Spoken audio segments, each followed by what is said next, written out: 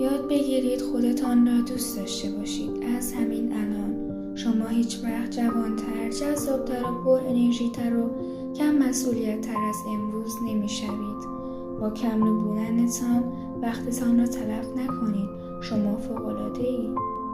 مراقب وضعیت جسمانیتان باشید. شما وقتی بزرگتر شدید از تمام سیگارها، نوشیدنی‌ها و عادات بد غذایی که داشتید پشیمان خواهید شد.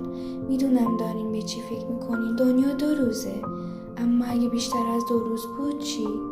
آیا میخوای همینطوری ادامه بدی؟ حتی اگه زجری که بعداً میکشی بیشتر از لذت الانت باشه؟